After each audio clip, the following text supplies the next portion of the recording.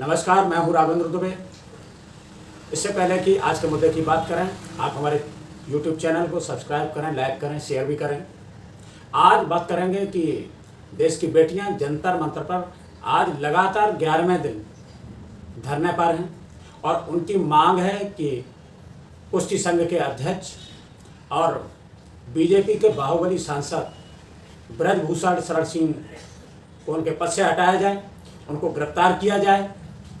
इसी मांग को लेकर के वो धरनारत हैं और उनकी ये मांग है। उन्होंने कहा कि तब तक हम ये धरना हमारा जारी रहेगा जब तक हमें न्याय नहीं मिल जाता है। ये धरना तब तक जारी रहेगा जब तक कि उनको गिरफ्तार नहीं कर लिया जाता है। हमारा खेल जो है उसका तो नुकसान हो ही रहा है, लेकिन हम चाहते हैं कि जो आने वाले खिलाड़ी हैं उनके साथ कोई ऐसा हादसा ना हो, ऐसा दुर्व्यवहार ना हो। इसी को लेकर के विनेश फोगाट, साक्षी मलिक, बजरंग पुनिया सहित कई नामी ग्रामी पहलवान जंतर मंतर पर धरनारत हैं। ब्रजभूषण शरण सिंह, जिनकी छवि एक दबंग की है, ब्रजभूषण शरण सिंह जिन पे अपना निजी हेलीकॉप्टर भी है, जिनके 50 कॉलेज हैं, लगभग घोड़ों के बहुत शौकीन हैं और जो भी आसपास के जहाँ ठेके पट्टे मिलते हैं उसमें भी उनकी हिस्सेदारी रहती है। ऐसे दबंग हैं ब्रजभूषण शरण सिंह।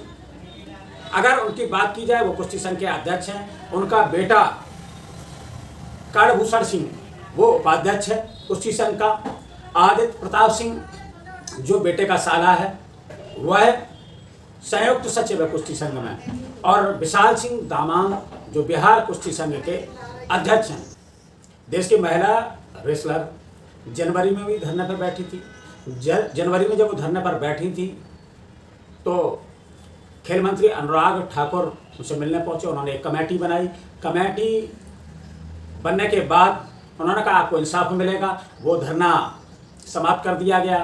3 महीने बीतने के बाद जो कमेटी बनी थी उससे कोई रिजल्ट नहीं आया। कमेटी ने लीपापोती की। विनेश फोगाट ने आरोप भी लगाया कि अनुराग ठाकुर ने कमेटी बना करके मामले को दबाने का काम किया। 3 महीने के बाद भी उनको न्याय नहीं मिला। इसके बाद वो कनाट प्लेस थाने पहुंची, वहां पर एक प्रार्थना पत्र दिया। प्रार्थना पत्र देने के बाद जब उस पर FIR नहीं हुई तो उन्होंने सुप्रीम कोर्ट का दरवाजा खटखटाया। सुप्रीम कोर्ट के हस्तक्षेप के बाद जब उन्होंने दिल्ली पुलिस को नोटिस भेजा, नोटिस भेजने के बाद दिल्ली पुलिस की हाई लेवल मीटिंग होती है पुलिस हेडक्वार्टर पर।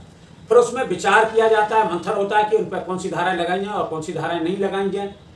2 FIR दर्ज होती हैं। एक पॉक्सो एक्ट में होती है क्योंकि एक खिलाड़ी नाबालिग है, माइनर है, और दूसरी जो यौन उत्पीड़न का मामला है उन खिलाड़ियों की 2 FIR दर्ज होती हैं।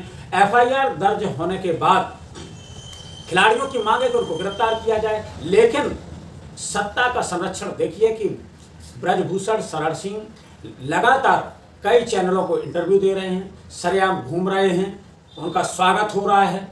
ऐसा लगता है जैसे उन पर कोई इस चीज़ का फर्क नहीं पड़ रहा है, कोई भी मुकदमा हो जाए, क्योंकि सत्ता का संरक्षण है।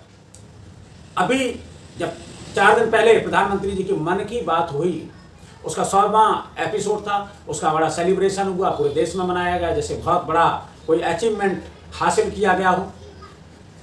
और प्रधानमंत्री जी ने उसमें मन की बात की, लेकिन जब देश की बेटियां जिन्होंने देश का नाम रोशन करने का काम किया, जिन्होंने तिरंगे की शान बढ़ाने का काम किया, जिन्होंने विदेश की धरती पर जाकर के भारत देश का नाम ऊंचा किया, ऐसी बेटियां धरनारत हैं और वो अपने मन की बात लगातार कह रही हैं। लेकिन प्रधानमंत्री जी केवल अपने मन की बात कर रहे हैं, बेटियों के मन की बात नहीं कह रहे हैं।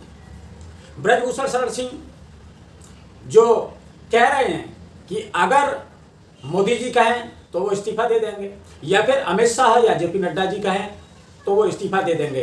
अब बात यह है कि प्रधानमंत्री जी को किसका इंतजार है, या अमित शाह और JP नड्डा जी को किसका इंतजार है कि वो ब्रजभूषण को हटाने के लिए हाँ कहेंगे, क्योंकि ये मामला कब से चल रहा है और पूरे देश नहीं विदेश में भी इस मसले से बदनामी भी हो रही है कि देश के नामी खिलाड़ी धरनारत हैं, लेकिन सरकार के कान पर जूं भी नहीं रेंग रही है। ये सब हो रहा है और सरकार के नाक के नीचे दिल्ली में हो रहा है, जंतर मंतर पर हो रहा है, धरना प्रदर्शन हो रहा है, लेकिन सरकार बिल्कुल अनसुना कर रही है, जैसे उसे कोई सुनाई नहीं दे रहा। सरकार कर्नाटक चुनाव में व्यस्त है या फिर और अगले चुनाव की तैयारी कर रही है। क्यों नहीं सुनी जा रही उनकी बात?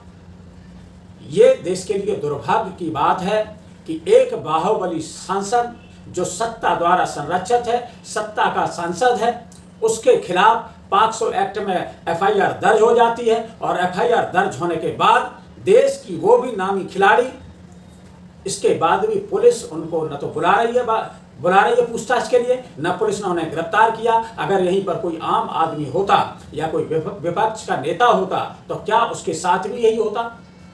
उसको तुरंत गिरफ्तार कर लिया जाता और उसको जेल भेज दिया जाता। लेकिन जहां बाहुबली हैं, जहां सत्ता संरक्षित लोग हैं, उनको बचाने का काम सरकार कर रही है और ये पूरा का पूरा तंत्र उनके आगे नतमस्तक हो जाता है। आखिरी में बेटियों ने उम्मीद की सुप्रीम कोर्ट से कि हमें न्याय कोर्ट से ही मिल सकता है। ये तंत्र तो सत्ता के आगे नतमस्तक है। ब्रजभूषण शरण सिंह इंटरव्यू दे रहे हैं कई जगह, वो ये कह रहे हैं कि ये भावनात्मक रूप से देश नहीं चलेगा, ये सेंटिमेंट से देश नहीं चलेगा, देश संविधान से चलेगा। जब देश संविधान से चलेगा तो आप संविधान की कितनी परवाह कर रहे हैं ये सब जानते हैं। बिहार में एक कार्यक्रम था जिसमें एक बेटा ने कोई अपनी बात की, वो पहलवान था, उसने अपनी बात की तो यही ब्रजभूषण शरण सिंह थे जिन्होंने उसको मंच पर ही चांटे मार दिए। जब उनसे इस बारे में पूछा, कहने वो अपने अकेडमी का था, वो यूपी से ही था, वो कुछ कह रहा था इसलिए मैंने उसको मार दिया, तो क्या मुझे इतना भी अधिकार नहीं है? तो इस तरीके की बातें हुई। बात ये कि बेटियां मांग करें कि इनको सारे पदों से हटाया जाए और इनको गिरफ्तार कर लिया जाए। जब तक इनको यहाँ से नहीं हटाया जाएगा, इनको गिरफ्तार नहीं किया जाएगा, तब तक न्याय हमें नहीं मिल सकता है। मुझे लगता है कि बीजेपी इस मुद्दे को जितना ही लटकाएगी उतना ही इस मुद्दे में उसकी फजीयत होगी और उसका नुकसान भी बहुत ज़्यादा होगा कि पूरा देश देख रहा है। लेकिन बहुत सारे लोग ऐसे भी हैं जो ब्रजभूषण शरण सिंह का पक्ष भी कर रहे हैं सोशल मीडिया पर, कोई पार्टी के नाते, कोई जाति के नाते, कोई दूसरी चीज़ों में लग करके। तो जब देश की बेटियों की बात हो, बेटी बचाओ बेटी पढ़ाओ का नारा देने वाली सरकार और प्रधानमंत्री, जब बेटियों को न्याय मांगना पड़ रहा है, वो भी जंतर मंतर पर वहाँ रात बितानी पड़ रही है, मरों की भरमार है, मच्छरदानी लगा करके जब उनके लिए लाइट काट दी जाती है और गद्दा जब लाने का काम करते हैं, मंगवाते हैं, तो गद्दा लाने वाले की भी पुलिस पिटाई कर देती है। तो ये वही हुआ कि जैसे किसान आंदोलन में हुआ था, राकेश टिकैत इस धरने में पहुंचे, नरेश टिकैत जो राष्ट्रीय अध्यक्ष हैं भारतीय किसान यूनियन के, वो भी पहुंचे, नवजोत सिंह सिद्धू पहुंचे अपना समर्थन देने, दिल्ली के मुख्यमंत्री केजरीवाल भी पहुंचे, कांग्रेस नेता प्रियंका गांधी भी उनको समर्थन देने पहुंची, दीपेंद्र हुड्डा भी पहुंचे, बहुत सारे नेता वहाँ पहुंच रहे हैं जो बेटियों को समर्थन दे रहे हैं कि वो उनके साथ हैं। राकेश टिकैत ने कहा कि ये वही सरकार है जो कानून को नहीं मानती, ये बाबा साहब अम्बेडकर के संविधान को नहीं मानती है। क्योंकि जब कानून यहाँ दो तरीके का, आम आदमी के लिए अलग कानून है और जो सत्ता के लोग हैं उनके लिए कानून अलग बना हुआ है। देश की बेटियां न्याय मांग रही हैं, लेकिन ये सरकार अनसुना कर रही है, जैसे उन्होंने कुछ सुना ही ना हो। उन्होंने कहा उन्होंने भी 13 महीने इसी दिल्ली के अंदर संघर्ष किया, किसानों की राह में कांटे बिछाने का काम किया इस सरकार ने। उन्होंने ऐसे ट्वीट किया, कहीं बाहर के लोग हों उनको आतंकवादी कहा गया, उनको पाकिस्तानी खालिस्तानी यानी क्या क्या कहा गया, शब्दों से नवाजा गया। लेकिन इसके बावजूद भी कड़ाके की ठंड में 700 किसानों की शहादत हो गई, लेकिन किसानों ने फिर भी अपना धरना नहीं छोड़ा, सरकार को झुकना पड़ा और मोदी जी को क्षमा मांगनी पड़ी कि उनसे गलती हो गई। और वो काले कानून जो 3 सरकार लाई थी, जिसके लिए सरकार किसान आंदोलन कर रहे थे, सरकार को वो वापस लेने पड़े। बेटियों की भी जीत होगी। उन्होंने उनसे कहा कि वो डटे रहें, उनकी जीत जरूर होगी, पूरा देश उनके साथ है। योगेश्वर दत्त जो ओलंपिक में मेडल विजेता है, उन्होंने कहा FIR अब दर्ज हो गई है, कानून अपने हिसाब से काम करेगा। उन्होंने बताया कि पहलवानों से उन्होंने पहले ही कहा था कि वो पुलिस में जाएं, अब मामला कोर्ट में है और कोर्ट जो निर्णय करेगा, कोर्ट जरूर न्याय देगा, ये उन्होंने कहा। अभी एक इंडिया टीवी पर ब्रजभूषण शरण सिंह आए, उनका इंटरव्यू चल रहा था। जब उनसे पूछा गया कि आप कह रहे थे कि आपके खिलाफ अगर एक भी शिकायत लेकर के कोई आ जाए तो आप इस्तीफा दे देंगे या इससे हट जाएंगे, लेकिन आपके खिलाफ 7 खिलाड़ियों ने जाकर के FIR दर्ज कराई है, अब आप इस्तीफा क्यों नहीं दे रहे हैं?